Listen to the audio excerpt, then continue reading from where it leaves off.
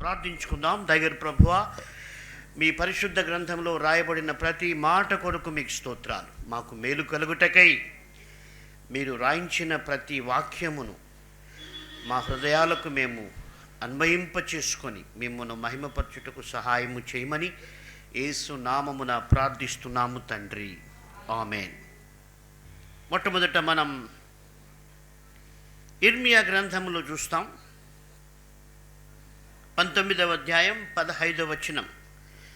సైన్యముల అధిపతియు ఇశ్రాయేలు దేవుడునగు యెహోవా ఈ మాట సెలవిచ్చుచున్నాడు, ఈ జనులు నా మాటలు వినకుండా మొండికి తిరిగి ఉన్నారు గనుక ఈ పట్టణమును గూర్చి నేను చెప్పిన కీడంతయు దాని మీదికిని దానితో సంబంధించిన పట్టణములన్నిటి మీదికిని రప్పించుచున్నాను.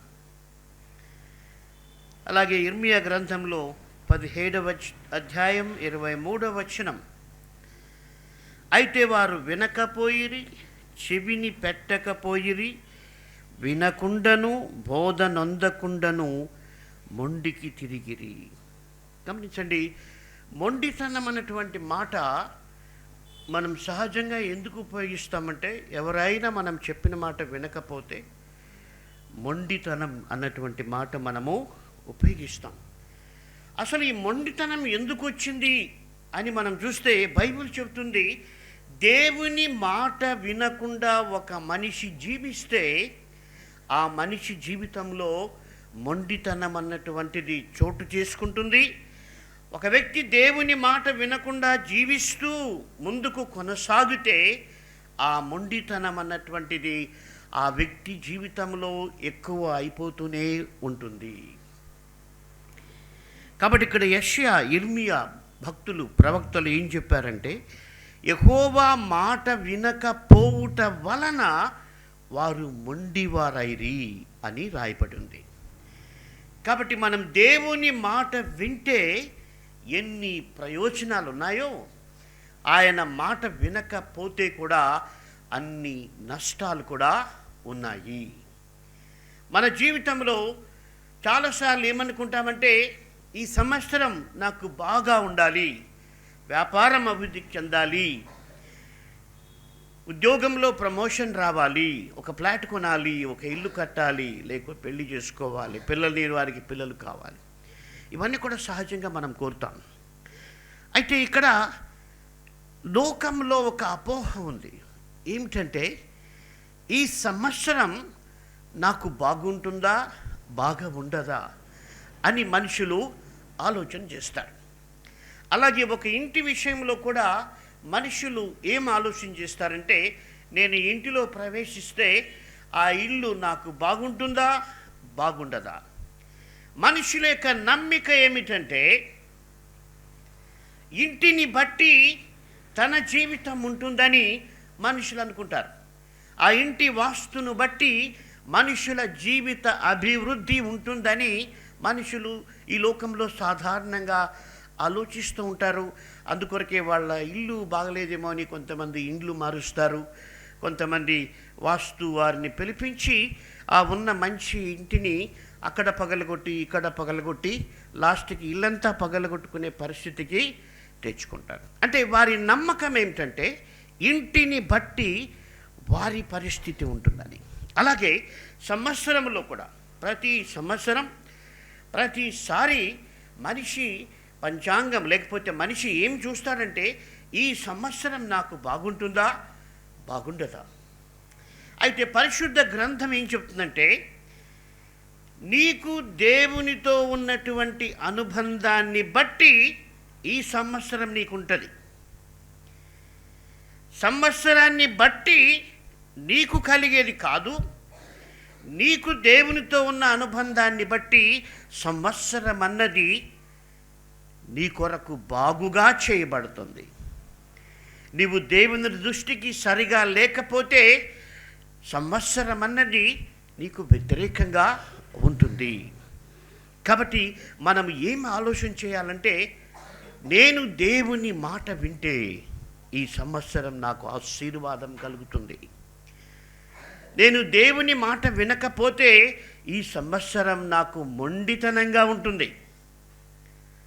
ఈ సంవత్సరం నాకు మొండి చేయి చూపిస్తుంది, లేకపోతే ఈ సంవత్సరంలో నాకు మేలు కలగదు అన్నటువంటి కోణంలో మనం ఆలోచించాలని పరిశుద్ధ గ్రంథమైన బైబిల్ తెలియజేస్తుంది. ఎందుకంటే సంవత్సరాలను శాసించగలిగిన శక్తి సృష్టికర్త అయిన దేవునికి ఉంది. కాబట్టి సంవత్సరాన్ని ఆయన శాసించగలడు.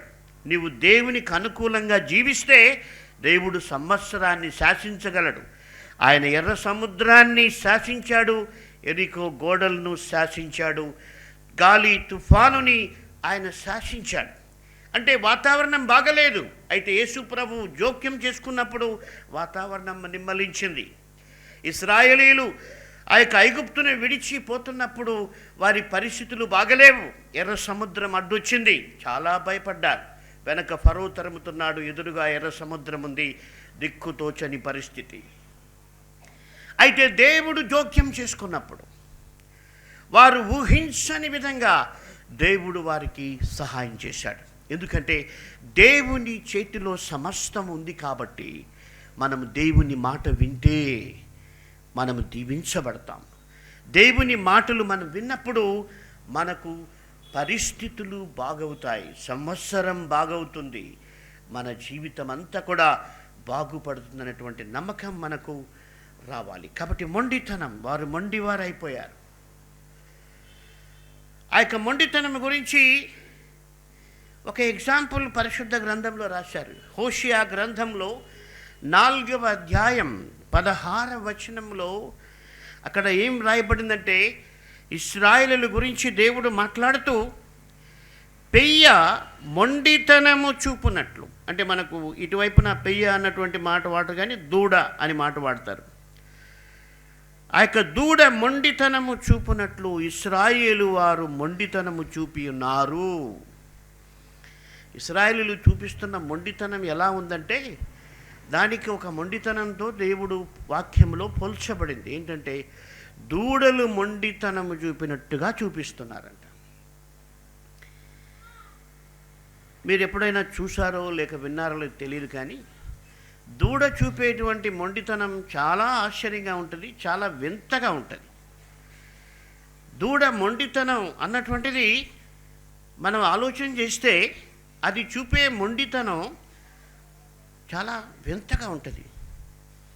సాధారణంగా దూడను తల్లి దగ్గరకు పాలు తాగడానికి తీసుకొని వచ్చేదానికి ప్రయత్నం చేస్తారు కొన్నిసార్లు. అయితే ఈ దూడ పాలు తాగనని మొండితనం చేస్తుంది. అది విచిత్రమైంది కదా. అరే, పాలు తాగేదానికి నిన్ను మేము తీసుకెళ్తుంటే నువ్వు పాలు తాగకుండా వెనక్కి వెళ్ళిపోతున్నావు, పాలు తాగడానికి నీ కాళ్ళు వెనక్కి లాక్కుంటున్నావు. అది పెయ్యి చూపే మొండితనం. అంటే ఇశ్రాయేలీయులు దేవునికి చూపుతున్నటువంటి మొండితనాన్ని భక్తుడు దాంతో పోల్చాడు. పెయ్య మొండితనం, దూడ మొండితనం మనకు తెలుసు.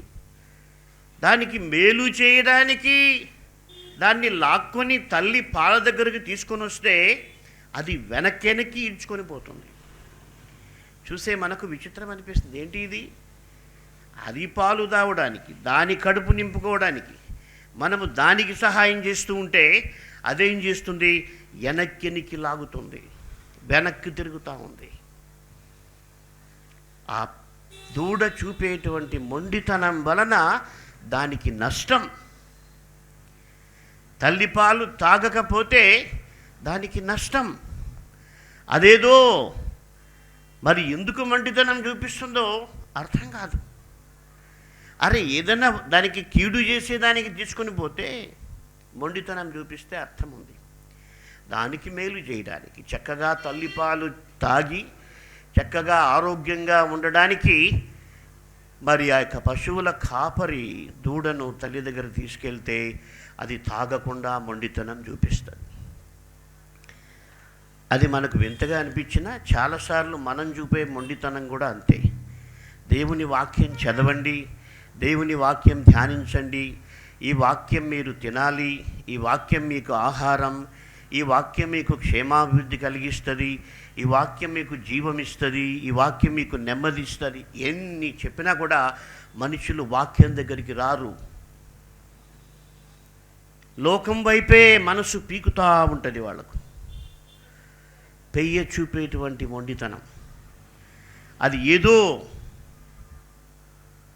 తనకు మేలు కలిగేదాన్ని తిరస్కరిస్తున్నట్టుగా ఆ దూడకు తెలియదు.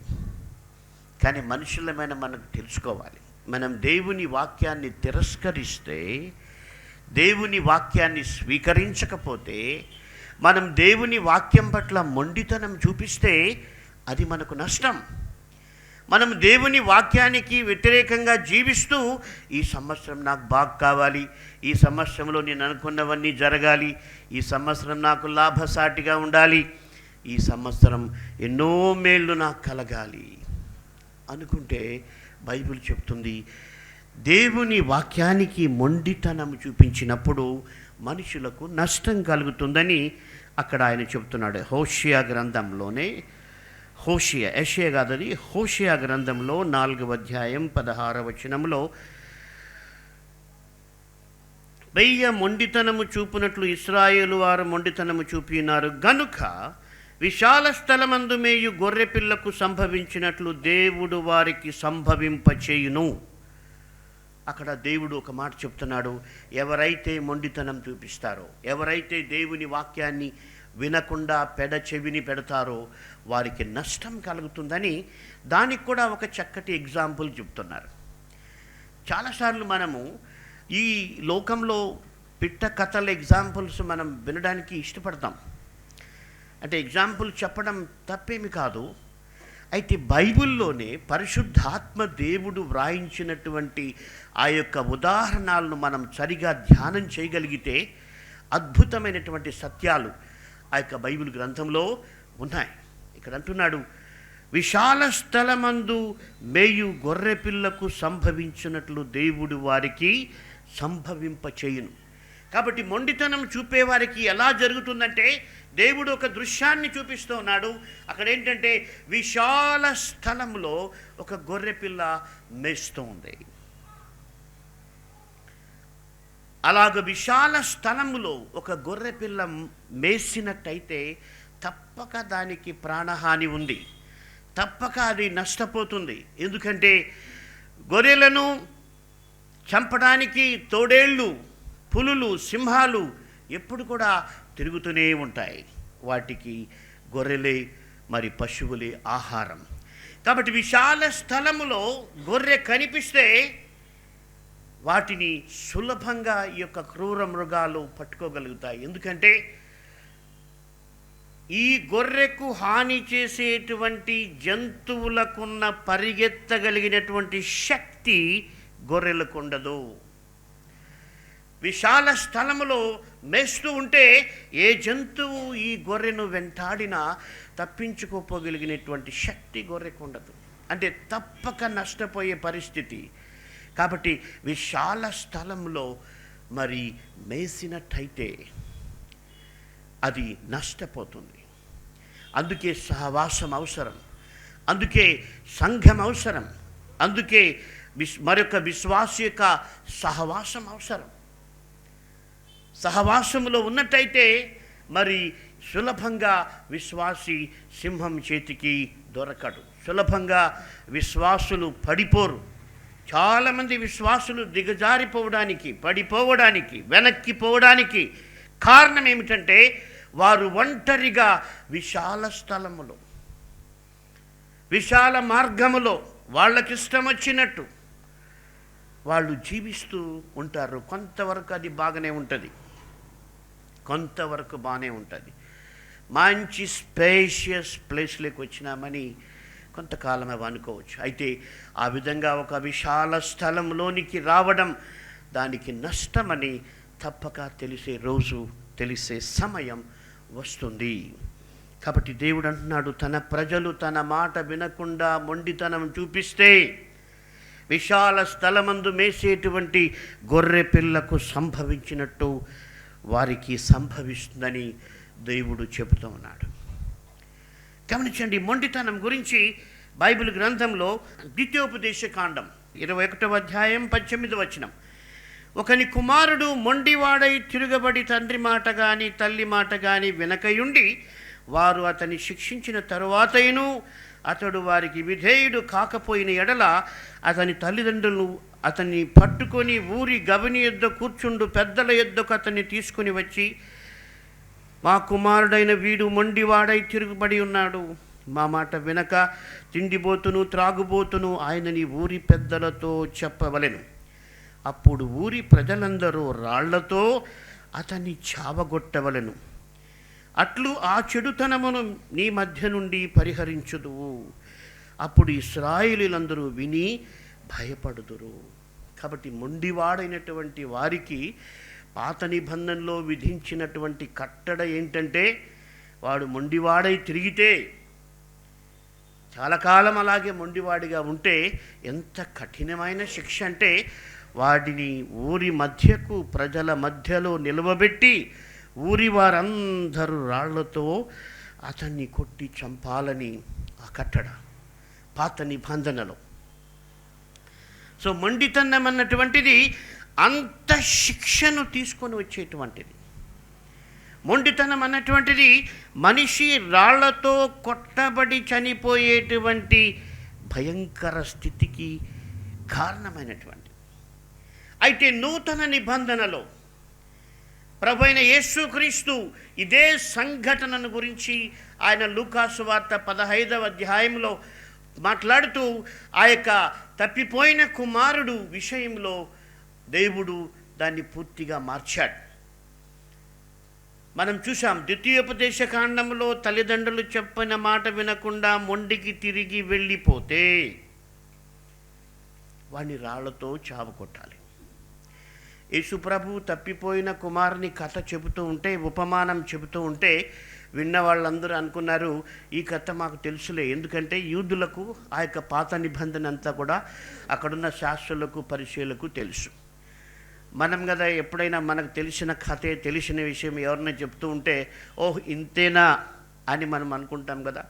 అట్లనే యేసుప్రభు తప్పిపోయిన కుమారుని ఉపమానం చెప్తూ ఉంటే, ఆయన తండ్రిని విడిచి ఆస్తిని తీసుకుని దూరదేశానికి పోయాడు అని చెబుతూ ఉంటే వీళ్ళు అనుకుంటున్నారు, ఇప్పుడు వెళ్ళిపోయి ఆయన్ని పట్టుకొని వస్తారు, ఆ ఊర్లో వాళ్ళు అతన్ని కొట్టి చంపేస్తారు. అది పాత నిబంధన. అయితే యేసుప్రభు ఏం చేశాడంటే, వానిలో ఉన్న మొండితనాన్ని యేసుప్రభు తీసేశాడు.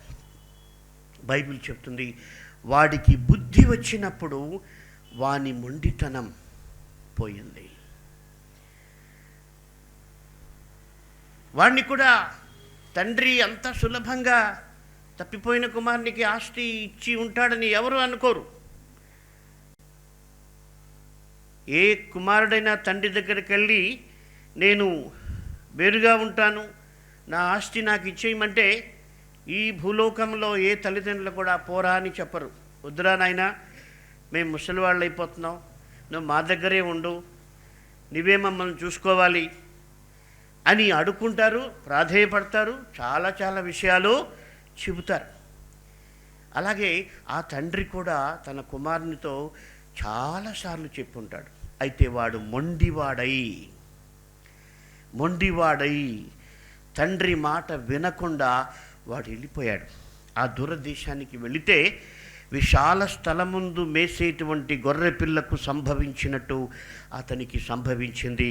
అతని స్నేహితులు వెళ్ళిపోయారు, సమస్తం పోగొట్టుకున్నాడు, భ్రష్టు పట్టిపోయాడు, పందుల మరి మేపేటువంటి ఆ యొక్క స్థితిలోనికి వెళ్ళిపోయాడు. నెక్స్ట్ స్టెప్ ఏంటంటే చావే. ఎందుకంటే తిండి లేదు, ఆ యొక్క అనారోగ్యమైనటువంటి పరిస్థితుల్లో ఆ వ్యక్తి ఉన్నాడు. కంటామినేషన్ జరిగేటువంటి ఆ యొక్క అనారోగ్య పరిస్థితుల్లో ఆ వ్యక్తి వెళ్తూ ఉన్నాడు. అంటే చనిపోయేటువంటి స్థితి. గమనించండి, దేవుని మాటను వినకపోతే మనిషి జీవితం క్రమక్రమంగా పతనమవుతూ వస్తుంది. ఆ తప్పిపోయిన కుమారుడే మొండివాడే వెళ్ళిపోయాడు. కొంతకాలం బాగానే ఉంది కదా, కొంతకాలం హ్యాపీగా ఉంది, ఫ్రెండ్స్ వచ్చారు, బాగా ఎంజాయ్ చేశారు, ఎక్కడెక్కడ గోవాలో అంతా కూడా పోయారు, చాలా ఎంజాయ్ చేశారు. బహుశా ఇన్ ద బిగినింగ్ ఆ వ్యక్తి అనుకుంటూ, అరే నేను లేట్గా వచ్చినాను రా తండ్రి ఇంటి నుంచి, ఇంకా ముందుగా వచ్చింటే ఎంత బాగున్నా అని కూడా ఆ తప్పిపోయిన కుమారుడు అనుకొని ఉంటారు. అయితే ఆ మొండితనం యొక్క ఫలితం తన జీవితం చాలా నికృష్టంగా అయిపోయింది. ఆ యొక్క ఒప్పుదల ఆయనకు వచ్చినప్పుడు అనుకున్నాడు, నా తండ్రి ఇంటిలో పని చేసేటువంటి సేవకులకు, పని వారికి సమృద్ధిగా ఆహారం దొరుకుతుంది, అట్లాది నేను ఇప్పుడు నాకు కనీసం తిండి లేని పరిస్థితుల్లోనికి వచ్చాను అని ఆయన పశ్చాత్తాపడ్డాడు. బుద్ధి వచ్చింది. అప్పుడు ఆయన తండ్రి ఇంటికి వచ్చాడు. గమనించండి, ఇక్కడ ఏం జరిగిందంటే మొండితనం యొక్క ఫలితం ఏమిటంటే తనకున్న సమస్తాన్ని పోగొట్టుకొని తన ఆకలిని కూడా తీర్చుకోలేనటువంటి దౌర్భాగ్య స్థితిలోకి వెళ్ళిపోయాడు. కాబట్టి మొండితనం మనుషుల జీవితాలను అలాగు చేస్తుంది. ఈ ఎండ్ డేస్లో అంతా మొండోళ్ళు అయిపోతున్నారు.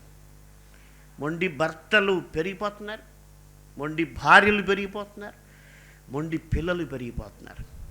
ఈ సెన్సస్ గురించి పట్టించుకునేవాడు ఎవడు లేడు. అయితే బైబిల్ గ్రంథం చూస్తే ఒకటే చెప్తుంది, దేవుని మాట వినకపోతే మొండి వాళ్ళు ఎక్కువైపోతారు. కాబట్టి ఈ మొండితనానికి విరుగుడు ఏంటంటే దేవుని వాక్యమే. ఆ మొండితనము చూపినటువంటి వాడికి బుద్ధి వచ్చినప్పుడు, దేవుని వాక్యం యొక్క ప్రత్యక్షత ఆయన కలిగినప్పుడు ఆ మొండితనం వెళ్ళిపోయింది. గమనించండి, మొండితనం ఉన్నంత వరకు వాడికి ఇంటికి రావాలని బుద్ధి అనిపించలేదు. అది పోయినప్పుడు వెంటనే ఇంటికి రావాలని అనిపిస్తుంది, వెంటనే దేవుని దగ్గరికి రావాలని అనిపిస్తుంది. ఈ లోకంలో ఎందుకు మందిరాలకు రాకుండా తిరుగుతున్నారు మనుషులంటే మొండితనం రానివ్వదు. మొండితనం మనుషుల్ని దేవునికి దూరం చేస్తుంది, బుద్ధి మనుషులను దేవునికి దగ్గర చేస్తుంది. అది దేవుని వాక్యం. కాబట్టి ఆ యొక్క మొండితనం మనకు నష్టాన్ని, కష్టాన్ని తీసుకొని వస్తుంది. ఈ సంవత్సరం లేక వచ్చే సంవత్సరం, ఏ సంవత్సరమైనా మనకు బాగుండాలంటే ఒకటి, మనము దేవుని మాట వింటే. ఈ సంవత్సరంలో కొంతమంది చెప్పచ్చు, అది ఫలానా కీడు ఉంది, ఫలాని ఇది బాగలేదు అని చెప్పచ్చు. అయితే బైబిల్ ఏం చెప్తుందంటే బాగలేని దాన్ని కూడా బాగు చేయడానికి దేవుడు సమర్థుడు. హల్లెలూయా! ఆయన దేవుడు కాబట్టి ఆయన బాగలేని సంవత్సరాన్ని బాగుగా చేయగలడు. ఎడారిలో నదులు ప్రవహింప చేయగలడని బైబిల్ చెప్తుంది. అసలు ఎడారిలో నీళ్ళే ఉండవు. అయితే బైబిల్ చెప్తుంది, సృష్టికర్త అయిన దేవుడు తలుచుకుంటే ఎడారిలో నీళ్లు ప్రవహింప చేయగలడు. కాబట్టి ఒకవేళ ఈ సంవత్సరం ఎడారిలాగా ఉన్నప్పటికీ కూడా దేవుడు నీళ్లు ప్రవహింప చేయగలడు. ఎప్పుడంటే నీవు దేవుని మాట వినాలి. వినకపోతే నష్టం. చాలా నష్టపోయాడు. మనుషులు చాలా నష్టపోతున్నారు. ఒకరిని మించి ఒకరు మొండివాళ్ళు. తెలుగులో ఆ పదం చాలా బాగుంది. మొండి అన్నటువంటిది ఇంకొక అర్థం ఏంటంటే మొండి చేయి ఉన్నవాడు ఏ పని చేయలేడు. అలాగే మొండితనం ఉన్నవాళ్ళు కూడా దేవుని కొరకు ఏం పని చేయలేరు. కేవలం వాళ్ళు అనుకున్నదే కరెక్ట్. చాలామంది తల్లిదండ్రుల మాటలు పిల్లలు వినరు. ఎందుకంటే వీళ్ళు అనుకున్నదే కరెక్ట్ అనుకుంటారు. ఇప్పుడు నెక్స్ట్ జనరేషన్ వచ్చింది. ఆ జనరేషన్ ఏమంటుందంటే అసలు మీకేం తెలియదు అంటున్నారు. తల్లిదండ్రులకి ఏం తెలియదంట, ఏం తెలియదు మీకు అంటున్నారు. అంటే మొండితనం యొక్క రేషియో పెరిగిపోతుంది, దాని స్టాండర్డ్ పెరిగిపోతుంది. అందుకే మనుషుల జీవితాలు కూడా చాలా నష్టపోతున్నారు. కాబట్టి ఈ మొండితనం అన్నటువంటిది మనలో చేరుకుంటే, దానికి మనం చోటిస్తే, దానిని మనం అనుసరిస్తే దాని ముగింపు చాలా నష్టము కలుగజేస్తుంది. చివరిగా ఒక వాక్యం చెప్తాను. ఈ వాక్యం మీరు కంఠాపాఠం చేస్తే మొండితనం మీ దగ్గరికి రాదు, ఉన్న మొండితనం పోతుంది, మొండితనం మీ దగ్గరికి రాకుండా ఉంటుంది. కాబట్టి వాక్యాలు కంఠాపాఠం చేయమని ప్రోత్సహించడమే బైబిల్ ఫౌండేషన్ యొక్క ప్రధానమైనటువంటి ఉద్దేశం. కాబట్టి ఒక చక్కటి వాక్యం ఉంది, మొండితనానికి విరుగుడు. యెషయా గ్రంథం 50వ అధ్యాయం చాప్టర్ 50 వర్స్ 5. అక్కడ ప్రవక్త అంటున్నాడు, ప్రభువు యెహోవా నా చెవికి వినుబుద్ధి పుట్టింపగా నేను ఆయన మీద తిరుగుబాటు చేయలేదు, వినకుండా నేను తొలగిపోలేదు. గమనించండి, ఇక్కడ ఈ వాక్యంలో ఉన్న సత్యం ఏమిటంటే, ప్రభువైన యెహోవా అతనికి వినుబుద్ధి పుట్టించాడంట. మనుషులకి దేవుని మాటలు వినే బుద్ధి ఉండదు, అయితే దేవుడే తనకు పుట్టించాడంట. అందుకే ఆయన తిరుగుబాటు చేయలేదు, వినకుండా తొలగిపోలేదు. వినకుండా తొలగిపోతే మొండితనం వస్తుంది. కాబట్టి మంచి వాక్యం ఇది. మనం దేవుణ్ణి అడగచ్చు, ప్రభా నాకు మీ వాక్యం వినే బుద్ధి నాలో ప్రతిరోజు పుట్టించండి, మీ వాక్యం చదివే బుద్ధి నాలో ప్రతిరోజు పుట్టించండి. అప్పుడు నేను మీ మీద తిరుగుబాటు చేయకుండా జీవించగలను. అంతేకాదు, మీ మాట వినకుండా తొలగిపోయే పరిస్థితి ఉండదు అని చెప్తూ ఉన్నాడు. యెషయా గ్రంథం 50వ అధ్యాయం 5వ వచనం. కాబట్టి ఈ సంవత్సరం ప్రతిరోజు కూడా మనం చేయాల్సిన ప్రార్థన ఏంటంటే, ప్రభువా నా చెవికి వినుబుద్ధి, మీ వాక్యాన్ని వినే బుద్ధి పుట్టించండి, నాలో తిరుగుబాటు లేకుండా చేయండి, నాలో మొండితనం లేకుండా చేయండి, మిమ్మల్ని విడిచిపెట్టి లోకంలోనికి పోయేటువంటి పరిస్థితి లేకుండా చేయమని మనం ప్రార్థన చేస్తే దేవుని వాక్యం ఆ యొక్క మొండితనాన్ని తీసివేస్తుంది. ప్రార్థించుకుందాం. దయగల ప్రభువా, మిమ్మల్ని స్తుతిస్తూ ఉన్నాం. ఇశ్రాయేలీయులు మీ మాట వినకుండా మొండివారైపోయారని మీ వాక్యంలో చూసాం. అవును తండ్రి, మొండితనం అన్నటువంటిది మనిషి చేసే ప్రతి తప్పును సరి అయిందే, పర్వాలేదు, ఇదేం కాదు అన్నటువంటి స్థితిలోనికి మనిషిని తీసుకుని వెళ్తుంది. మా ప్రభా, మొండితనం చూపేవారికి నష్టం కలుగుతుందని, విశాల స్థలంలో మేసేటువంటి గొర్రె పిల్లవకు సంభవించినట్టు వారికి సంభవిస్తుందని మీరు సెలవిచ్చారు. అవును తండ్రి, మేము ముఖ్యంగా మొండివారు కావడానికి మీ మాట వినకపోవటమే అని కూడా మీ వాక్యంలో ఉన్నది. కాబట్టి మీ మాట మేము వింటూ ఉంటే, మీ మాటకు మేము లోబడుతూ ఉంటే మాలో ఏ మొండితనము చోటు చేసుకోదు.